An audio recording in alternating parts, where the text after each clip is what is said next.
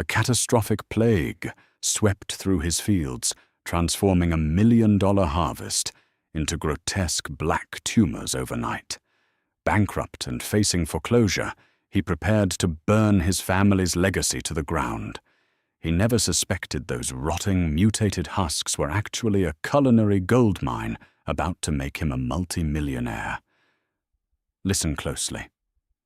For 3 generations, the Hayes family had coaxed a living out of the deep, loamy soils of the Willamette Valley. Declan Hayes knew the dirt better than he knew the lines on his own weathered palms. His grandfather had grown feed corn, his father had grown soybeans, and for the first 15 years of his tenure, Declan had kept the farm afloat doing the same. But the agricultural world was changing. Profit margins on commodity crops had shrunk to microscopic fractions of a cent, swallowed whole by corporate megafarms and soaring fertilizer costs. Declan was 42 years old, staring down a mountain of inherited debt and rapidly running out of time. It was during a sleepless night in late November that Declan made the decision that would alter the trajectory of his life.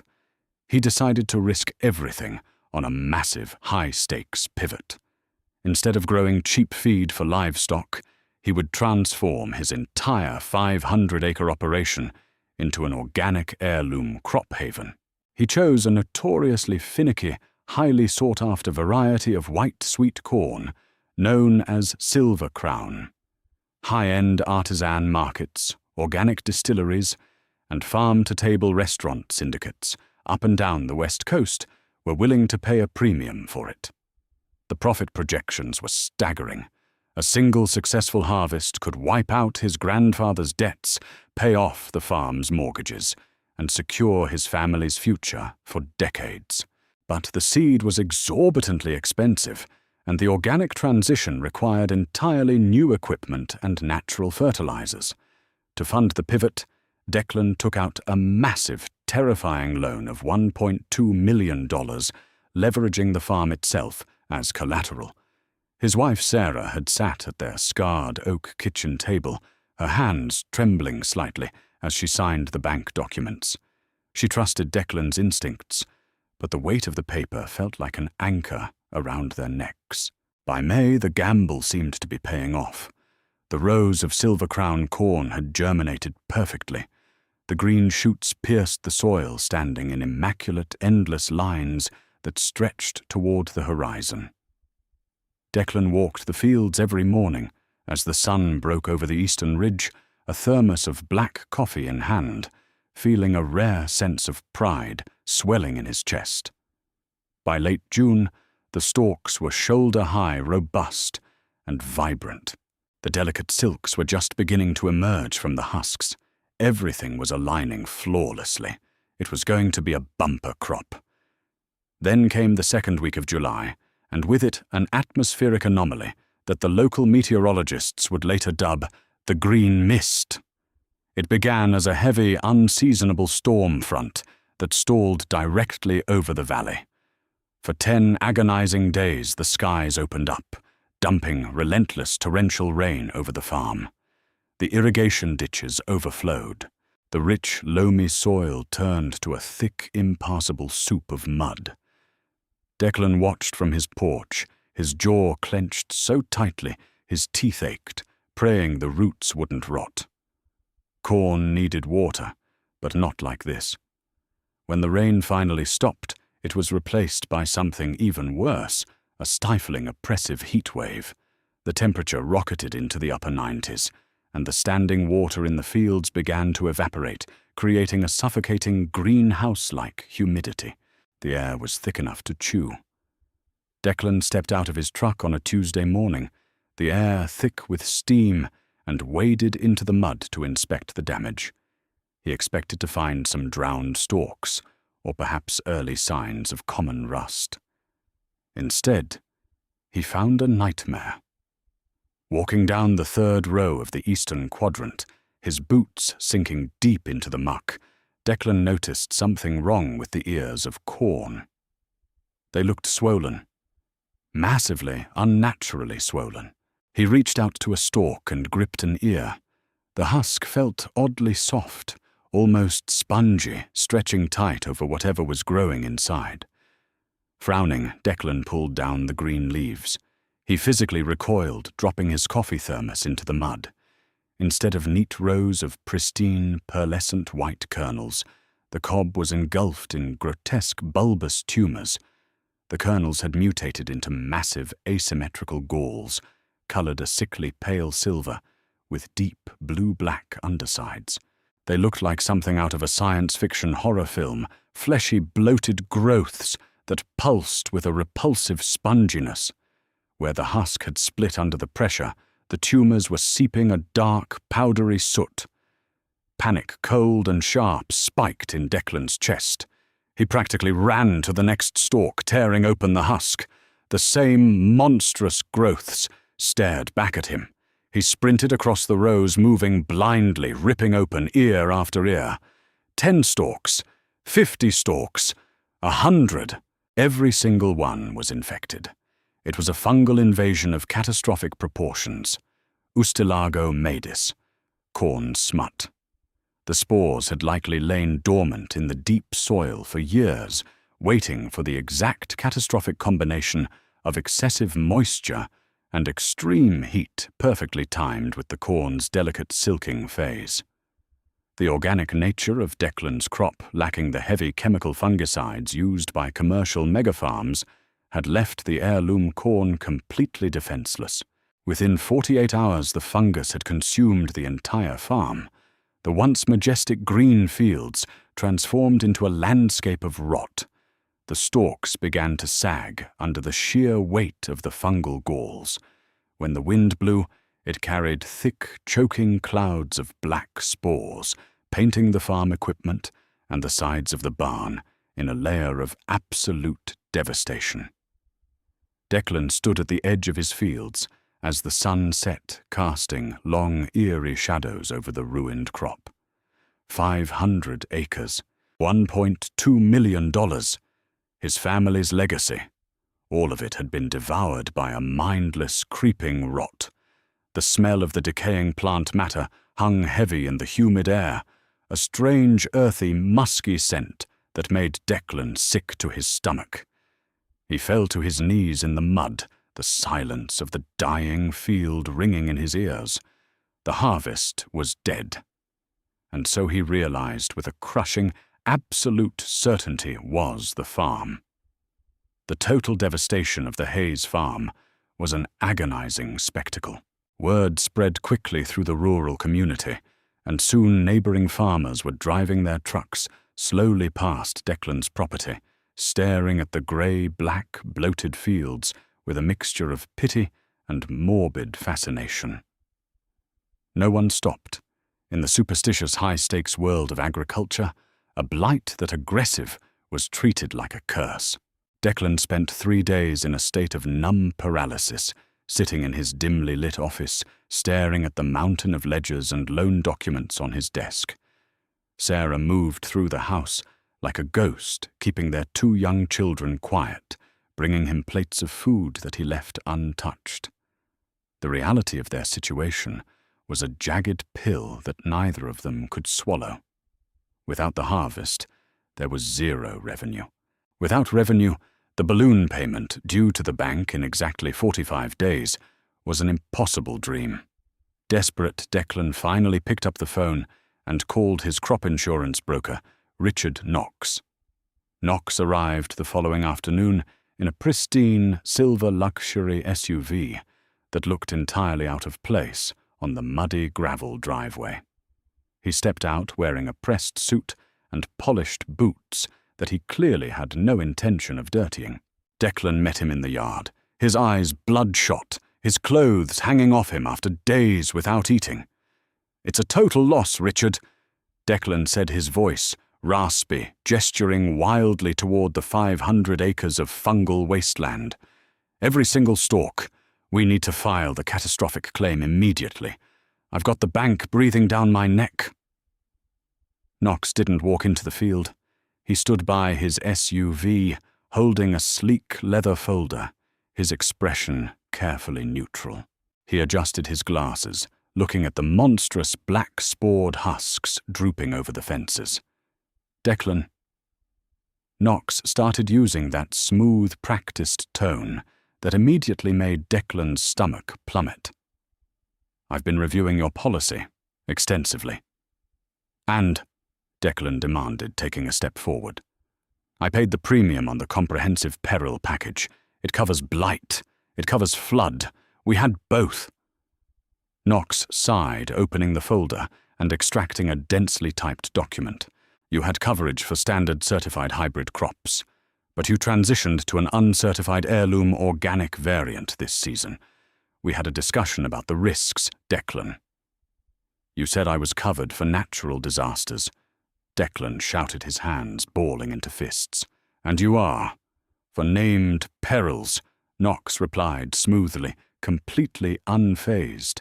"But what you have here is Ustilago maedis, corn smut. Under Section 4, Paragraph 12 of the Revised Agricultural Code, the explosion of this specific fungus in an uncertified organic field is classified as grower negligence regarding pest and disease management, not an act of God. You didn't apply preventative fungicides."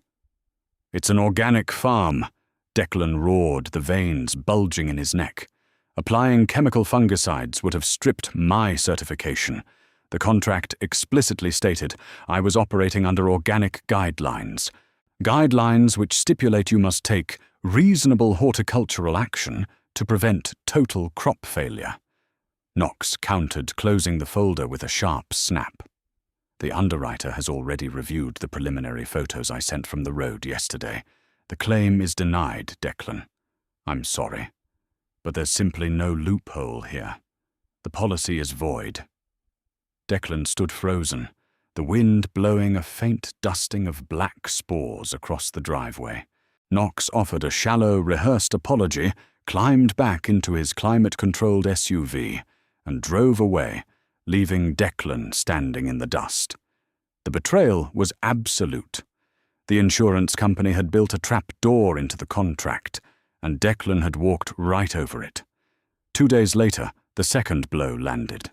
Mitchell Higgins, the senior loan officer at the Regional Agricultural Bank, called. Higgins didn't bother with pleasantries. He had already heard about the insurance denial. The bank was initiating pre-foreclosure procedures. If the $1.2 million loan balance wasn't satisfied by the end of the 45-day window, the Hayes farm would be seized and auctioned off to the highest bidder, likely a corporate conglomerate looking to bulldoze the farmhouse and strip mine the topsoil. That night, a suffocating silence fell over the kitchen. Sarah sat across from Declan, her eyes red from crying, staring at the grain of the wooden table. "What do we do, December?" she whispered, her voice cracking. "Where do we go?" "I don't know," Declan replied, softly burying his face in his rough, calloused hands. "I failed. I risked my grandfather's land on a stupid dream, and I lost it all." "It wasn't a stupid dream. It was the weather." Sarah tried to comfort him, but the words felt hollow. Declan stood up, pushing his chair back violently. He couldn't sit there anymore. He walked out the back door, stepping into the cool night air. The moon was full, casting a pale silver light over the grotesque landscape. The mutated corn stalks looked like a dead army standing at attention. The musky, earthy smell of the fungus was overwhelming in the damp night air. He walked to the equipment shed and grabbed a heavy steel jerry can of diesel fuel. His mind was completely blank, consumed by a dark, heavy void of despair. If the bank was going to take the land, he wouldn't let them have the satisfaction of a clean transition. More than that, he couldn't stand to look at the monstrous, rotting flesh that had consumed his beautiful fields. The fungus was a mockery of everything he had worked for. He lugged the heavy can to the edge of the first quadrant. He unscrewed the cap, the harsh, chemical smell of the diesel, cutting through the earthy stench of the spores. He planned to douse the perimeter light a flare and let the fire sterilize the earth. Let it all burn down to ash. He tipped the can, the clear liquid splashing onto the mud and the decaying stalks.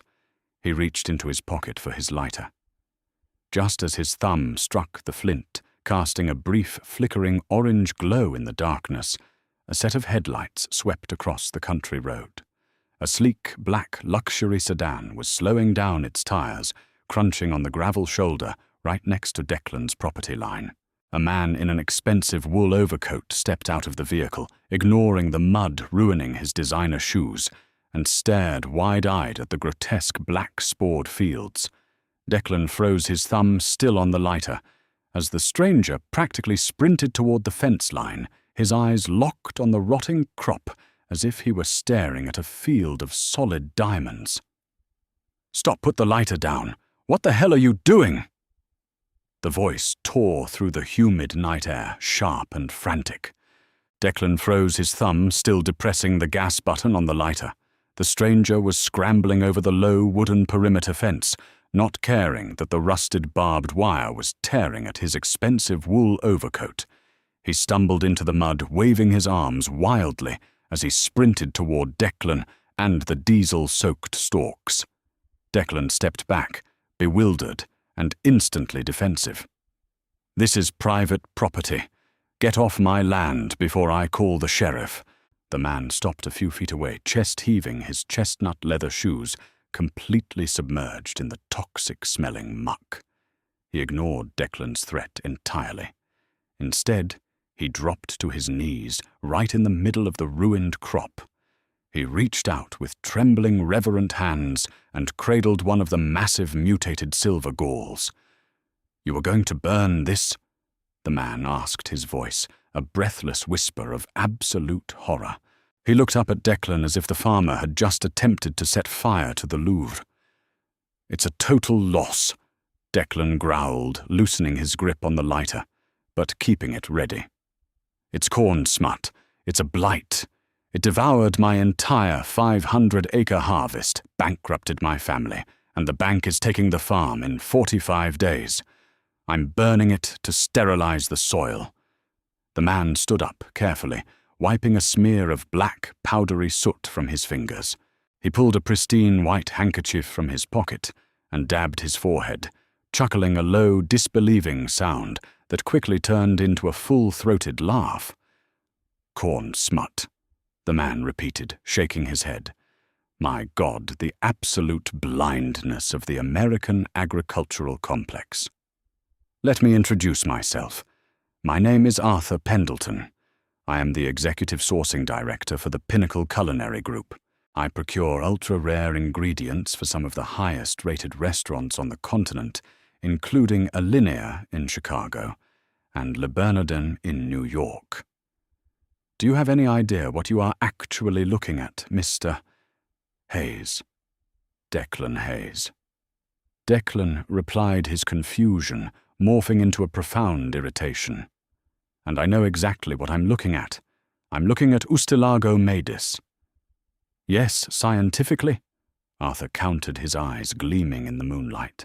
But culinarily, historically, and economically, you are looking at Huitlacoche, the Mexican truffle, an ancient Aztec delicacy, and you, Mr. Hayes, are currently standing in the middle of the largest, most pristine, natural flush I have ever seen in my 25 years in the industry.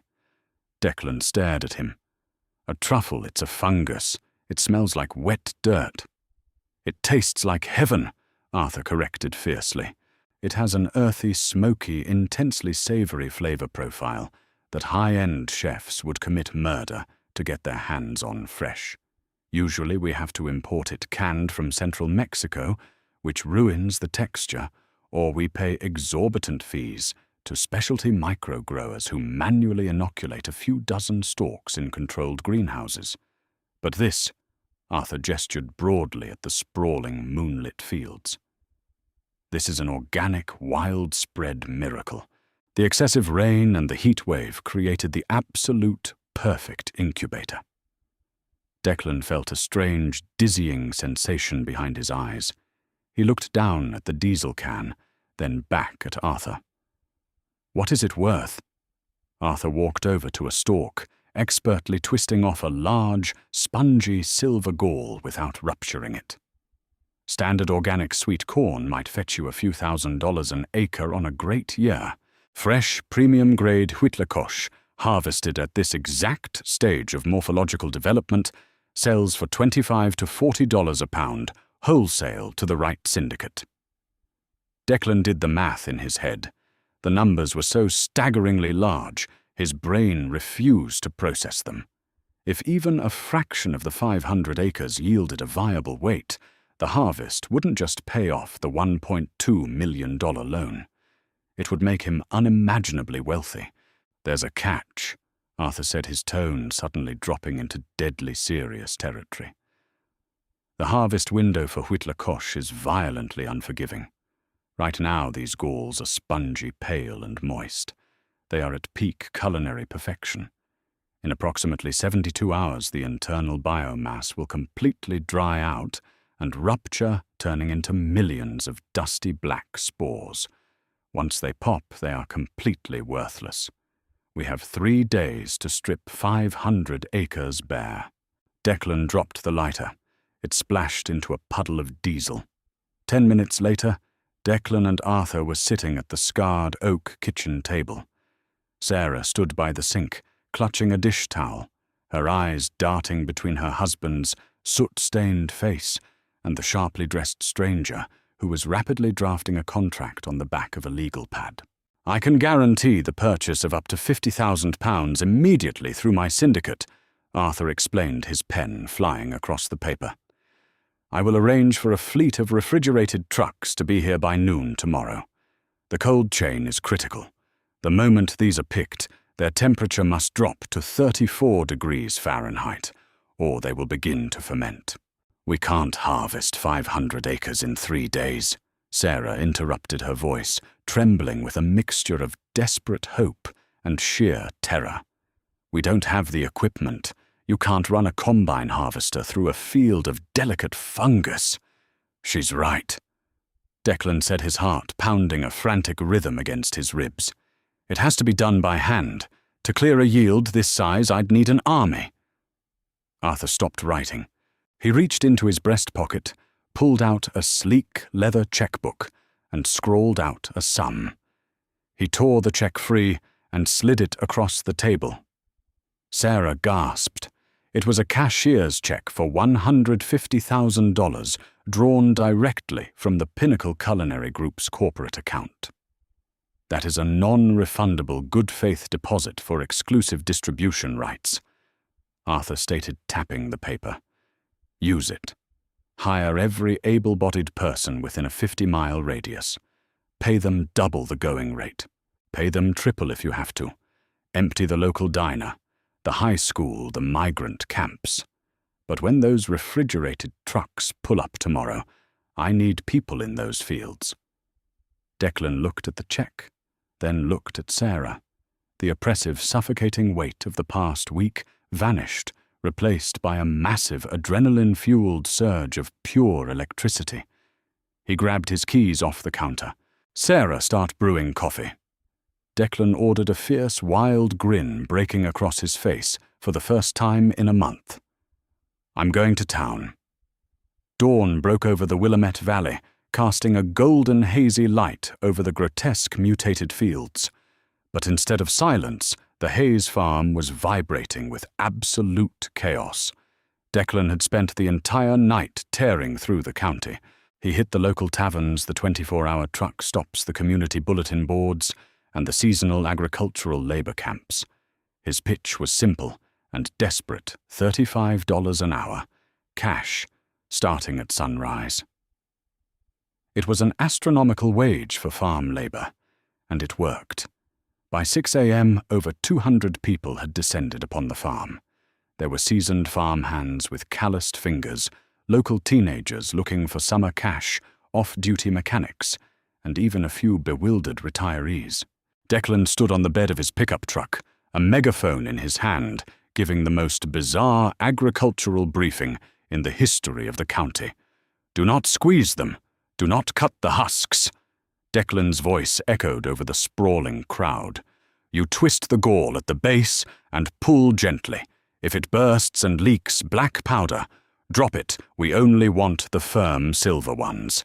Keep them out of the direct sun and run the buckets to the cooling tents immediately." The army descended into the fields. It was grueling, meticulously slow work. The morning humidity clung to the workers as they waded through the thick mud, their hands and forearms quickly staining a deep, inky blue-black from the protective husks of the Huitlacoche. At exactly noon, a convoy of 4 massive state-of-the-art refrigerated semi-trucks rumbled down the dirt road, their massive refrigeration units roaring. Arthur Pendleton leaped out of the lead cab, flanked by a team of quality control inspectors in white coats. They set up industrial scales and grading tables under massive canvas tents. As the first plastic crates of harvested fungus were carried out of the fields, the inspectors descended. Arthur sliced a large gall in half with a paring knife. The inside was perfectly marbled, moist and jet black. "Immaculate," Arthur breathed, nodding to the workers. "Weigh it and ice it. Keep it moving." By mid-afternoon, the operation was humming at a frantic, breathless pace. Thousands of pounds of the luxury crop were being weighed, graded, and loaded into the freezing trailers. Declan was running between the rows, ferrying water and fresh crates. His clothes completely ruined his face, smeared with black spores, when a sleek silver sedan aggressively turned into the driveway, blaring its horn to part the sea of workers. It was Mitchell Higgins, the senior loan officer from the bank. Higgins threw the car into park and stormed out, his face purple with rage. He took one look at the fleet of commercial trucks, the massive canvas tents, and the thousands of pounds of product being loaded, and marched directly toward Declan. "Hayes, what in the name of God are you doing?" Higgins bellowed, waving a thick manila folder. "I received a tip from the local sheriff's dispatcher about a massive labor force on this property. Are you liquidating assets? Because I will remind you, this farm and everything growing on it is bank collateral. You are violating federal foreclosure statutes." Declan wiped a mixture of sweat and black spore dust from his forehead, standing his ground as the banker approached. He didn't flinch. "I'm not selling your collateral, Mitchell," Declan said calmly. "I am looking at 4 commercial semi-trucks loading agricultural products." Higgins screamed, pointing a trembling finger at the tents. "I am shutting this down. I am calling the authorities, and I am putting a hard lock on those trailers." Arthur Pendleton, hearing the commotion, stepped out from under the grading tent. He casually wiped his hands on a towel and walked over, slipping a pair of designer sunglasses over his eyes. "Is there a problem here, Declan?" Arthur asked smoothly. "This man claims he owns the harvest due to an impending foreclosure," Declan said, failing to hide a smirk. "I don't claim it. I have the legal lien right here." Higgins snapped, slapping the folder against his leg. "The bank holds the exclusive rights to the corn crop on this acreage." Arthur smiled a sharp, predatory smile that belonged in a corporate boardroom, not a muddy field. "That is absolutely fascinating, sir. And you are correct. The bank holds a lien on the corn crop. However, if you care to consult Section 8 of the Standard Agricultural Lien Definition, you will find it pertains exclusively to the planted botanical species." Arthur reached into a nearby crate and pulled out a massive, bulbous piece of Huitlacoche. "This is Ustilago maedis," Arthur continued, holding the fungus inches from Higgins's face. "It is a parasitic fungal organism. It is biologically, taxonomically, and legally distinct from the botanical plant it infects. Your own insurance appraiser documented this field as a total botanical loss with a valuation of 0. Mr. Hayes is merely clearing a secondary, uncollateralized fungal infestation from his property, and my company is paying him for the removal." Higgins's jaw went slack. He stared at the fungus, then at Arthur, then at the massive operation unfolding around him. The legal loophole was watertight. The bank had claimed the corn was dead and worthless. They couldn't retroactively claim the disease that killed it. "You can't—" Higgins sputtered, his face draining of color.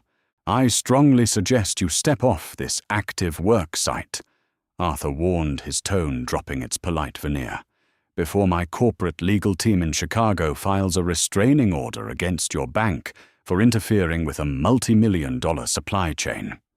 Defeated and humiliated, Higgins turned on his heel, marched back to his silver sedan, and sped away, kicking up a cloud of dust. A massive cheer erupted from the workers, who had stopped to watch the confrontation.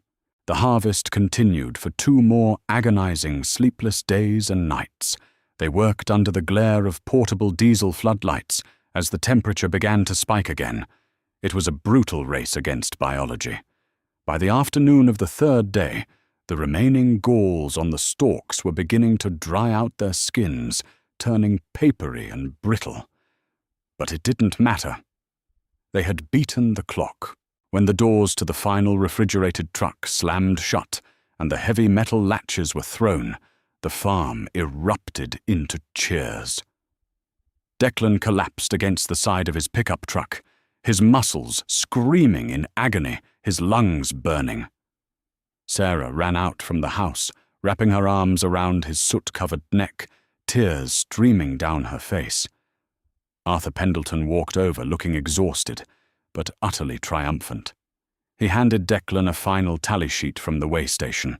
Declan looked at the number at the bottom of the page. They had successfully harvested and secured over 180,000 pounds of premium-grade Huitlacoche. At the contracted wholesale price, the yield was worth just over $5.4 million. Declan Hayes hadn't just saved his grandfather's farm. He had paid off every cent of debt secured his family's future for generations, and inadvertently become the single largest independent supplier of luxury truffles in North America. Monday morning arrived with a crisp, clear sky that seemed to wash away the oppressive humidity of the past week. Declan Hayes did not wear his muddy work boots or his sweat-stained denim. He wore a sharply tailored charcoal suit he hadn't worn since his sister's wedding 5 years prior. He drove his heavy pickup truck into the city, parking directly in front of the Regional Agricultural Bank. He walked through the heavy glass doors, his polished shoes echoing with a calm, measured rhythm against the sterile marble floor. When he reached the mahogany desk of Mitchell Higgins, the senior loan officer refused to look up. Higgins was aggressively typing on his computer keyboard, his jaw set in a rigid, hostile line. "I do not have time for you today, Mr. Hayes," Higgins stated sharply, his eyes glued to his monitor. "As I informed you in the field, the pre-foreclosure documents are being filed with the state this afternoon. You have exactly 37 days to vacate the property." Declan didn't say a word. He simply reached into his breast pocket, withdrew a crisp certified cashier's check drawn directly from the Pinnacle Culinary Group's corporate escrow account, and placed it gently on the center of the banker's leather blotter. Higgins sighed, clearly annoyed, and glanced down, his eyes locked onto the numbers printed on the heavy watermarked paper. $1.2 million, paid in full, plus an additional $40,000 to cover all early repayment penalties and administrative fees. Higgins stopped typing. The silence in the office became absolute. The color completely drained from his face as his mouth opened and closed silently, like a fish pulled from a drying pond. "The mortgage is satisfied, Mitchell." Declan said, his voice quiet, devoid of malice, but filled with an unshakable authority. "I expect the official release of lien documents mailed to my house by Friday. If they aren't in my mailbox by noon, my new corporate attorneys in Chicago will be contacting the regional director of this branch to discuss harassment and predatory lending practices. Have a pleasant afternoon." Declan turned and walked out of the bank, stepping into the bright morning sunlight. For the first time in his adult life, the crushing, suffocating weight of generational debt was completely gone. The farm belonged to him. Every single acre, every single grain of soil. The aftermath of the massive harvest sent an absolute shockwave through the high-end culinary world. Within 48 hours, the 180,000 pounds of premium huître la coche had been distributed to the most exclusive kitchens across North America. In New York, brutal food critics raved about a new dish at a 3-Michelin-star restaurant featuring Hayes Valley wild truffle, shaved over handmade pasta, charging $150 a plate. In Chicago, experimental chefs built entire seasonal tasting menus around the smoky, earthy fungus. Because the product had been flash frozen at the precise moment of culinary perfection, it maintained the delicate texture and savory flavor profile of fresh fungus, completely revolutionizing the market. The demand skyrocketed overnight, far exceeding what even the massive Hayes harvest could supply. Arthur Pendleton called Declan 3 weeks later with a staggering proposal. The Pinnacle Culinary Group didn't just want a one-time harvest. They wanted an exclusive multi-year supply contract, offering to finance the infrastructure themselves. It was the ultimate agricultural irony. Farmers across the country spent billions of dollars every year spraying oceans of toxic chemicals to protect their crops from the exact disease that had just made Declan a multi-millionaire. The neighboring farmers, the same men who had driven past his ruined fields, shaking their heads in pity, were now desperately trying to figure out how his disastrous luck had turned into an empire. A few even tried to deliberately infect their own cornfields the following season, but they failed to understand the delicate, precise biology required. Without the specific organic soil conditions, the precise moisture levels, and the exact unforgiving harvest timing, their corn simply rotted into worthless, powdery dust. Declan, however, had learned the secret of the rot. He spent the next 2 years fundamentally transforming the Hayes family farm. He didn't plant standard soybeans or feed corn ever again. Instead, he invested $3 million into building a series of state-of-the-art climate-controlled agricultural greenhouses. He hired top mycologists from the state university to isolate and cultivate the specific aggressive strain of Ustilago maydis that had mutated his original crop. He continued to plant the highly sensitive Silver Crown heirloom corn, but not to harvest the golden ears. He planted it specifically to serve as the host. Once the green stalks reached their silking phase, his team would manipulate the humidity and temperature inside the greenhouses, perfectly mimicking the disastrous, stormy conditions of that fateful July. They intentionally inoculated the pristine white corn with the fungal spores, deliberately destroying the botanical plant to cultivate the precious, lucrative silver galls. The Hayes farm became a highly specialized year-round truffle incubator. The man who had almost burned his legacy to the ground out of sheer despair was now presiding over a sprawling, immensely profitable organic empire. The fields that had once represented total financial ruin were now the most valuable agricultural acreage in the entire state. Even Richard Knox, the insurance broker who had smugly denied Declan's claim, was forced to watch as the Hayes brand became synonymous with luxury dining. One warm evening in late September, Declan stood on the wraparound porch of his newly renovated farmhouse. Sarah leaned against his shoulder, holding a glass of wine, watching the sunset paint the sky in brilliant strokes of violet and gold. The massive greenhouses hummed quietly in the distance, a modern testament to their survival. Declan took a deep breath, smelling the faint, rich, earthy scent carried on the evening breeze. He realized then that farming was never just about dominating nature. It was about listening to it. The earth had taken his entire harvest, destroying his meticulous plans and pushing him to the absolute brink of destruction. But in return, it had offered him something far more valuable, wrapped in a terrifying disguise. He just had to be brave enough to put down the lighter look past the rot and see the gold hidden beneath the mud. And that is how a devastating agricultural nightmare birthed a multi-million-dollar truffle empire. Sometimes what appears to be absolute ruin is merely a masterpiece disguised in mud and rot, waiting for the right pair of eyes to see its true value.